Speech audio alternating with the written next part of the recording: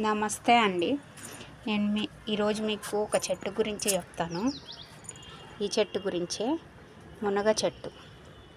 ఈ మునగ ఆకు వల్ల చాలా రకాల ప్రయోజనాలు ఉన్నాయి.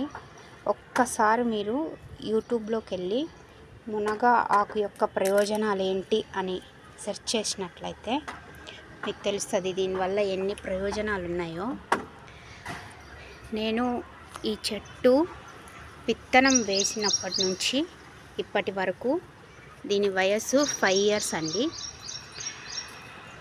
ఇది 2 years తర్వాత నుంచి, విత్తనం వేసిన తర్వాత 2 years నుంచి కాయలు కాస్తుంది.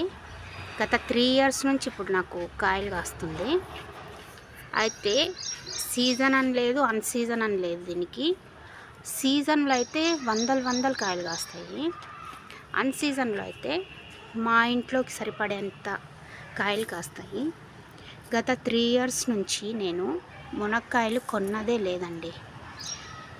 ఇప్పుడు ఇది అన్సీజను అయినా కూడా నాకు ఫుల్ కాయలు వస్తున్నాయి. మేము తినగా కూడా బయట వాళ్ళకు కూడా ఇస్తున్నాము.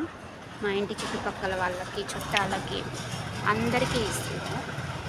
ఈ చెట్టు నేను వంట రూమ్లోంచి బయటికి వచ్చి ఇలా తెంపుకునేంత అందుబాటులో ఉంటుంది నాకు ఇది.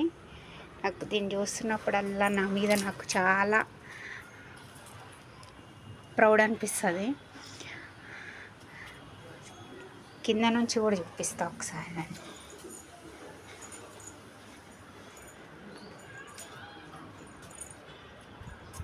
ఆల్రెడీ మా వారు వాళ్ళ ఫ్రెండ్ ఎవరో అడిగితే తెంపుతున్నారు మునగాకు, మునక్కాయలు.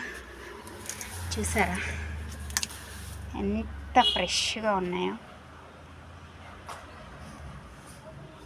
ఈ ఆర్గానిక్ అండి, ఏ మందులు లేకుండా పండిన కాయలు. చాలా గుజ్జు ఉంటుంది దీంట్లో, చాలా బాగుంటుంది టేస్ట్.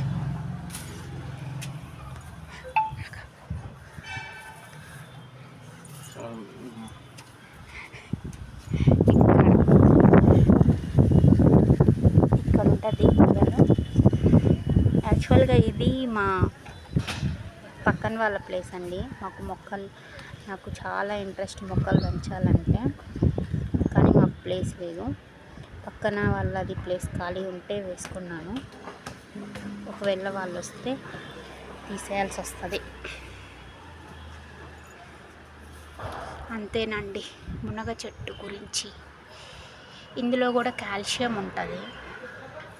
మోకాళ్ళ నొప్పులకి, ఎముకలన్నింటికి బలము ఇది తినడం వల్ల.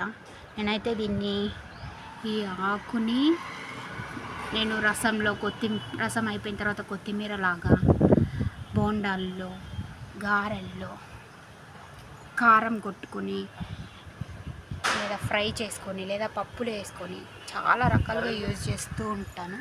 చాలా మంచిది. మీకు కూడా ప్లేస్ ఉన్నట్లయితే ఒక చిన్న కొమ్మ పెట్టుకొని పెంచుకోండి. కొమ్మ పెట్టినా బతుకుతుంది ఇది.